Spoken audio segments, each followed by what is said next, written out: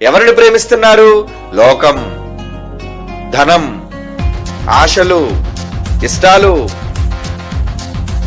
అందుకే ఏమన్నా తెలుసా? వ్యభిచారుణులారా అన్నాడు. యాకోబు ఏమన్నాడు? వ్యభిచారుణులారా. ఈ లోక స్నేహం దేవునితో వైరం. ఎవడు ఈ లోకమును స్నేహం చేస్తాడో వాడు దేవునికి శత్రువు. యాకోబు 4:4 అన్న మాట అండి.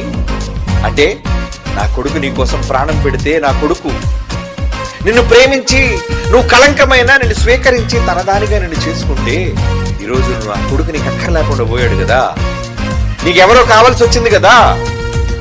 అందుకే దేవుడు నాకు శత్రువు, నువ్వు శత్రువు. అంటే యేసు కన్నా లోకాన్ని ఎవడైనా ఎక్కువ ప్రేమిస్తే ఎవరికి శత్రువు? ఇప్పుడు చెప్పండి, మరలా చదవండి ఆ మాట, నీకు సరిగ్గా అర్థమైందో లేదు.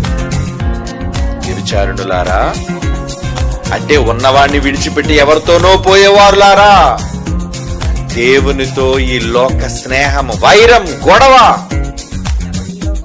ఎవడైనా ఈ లోకంతో, ఎవడైతే ఈ లోకానితో స్నేహం చేస్తాడో వాడు దేవునికి శత్రువు అంటున్నాడు. చూడండి, శత్రువు అంటే ఇప్పుడు యేసు కన్నా, వాక్యం కన్నా దేనికి మీరు ప్రియారిటీ ఇచ్చినా మీరు ఎవరి టార్గెట్ లో వెళ్ళిపోయారు? దేవుని శత్రువులు మీరు. మేము దేవుని శత్రువులు. అవును. సంఘంలో క్రైస్తవులు మేము, నేను పెద్దని, అవునరా నువ్వే శత్రువి. నేను ప్రసంగికుడిని, అవునరా నువ్వు శత్రువే. నువ్వు స్త్రీ అయినా పురుషుడైనా దేవుని వాక్యం కన్నా, ఆయన పని కన్నా, నీ సొంత కుటుంబానికో నీ కోసమో నువ్వు ఒకవేళ ప్రాధాన్యత ఇస్తే, యేసు చెప్పాడు నాకంటే ఎక్కువగా అనడలేదా?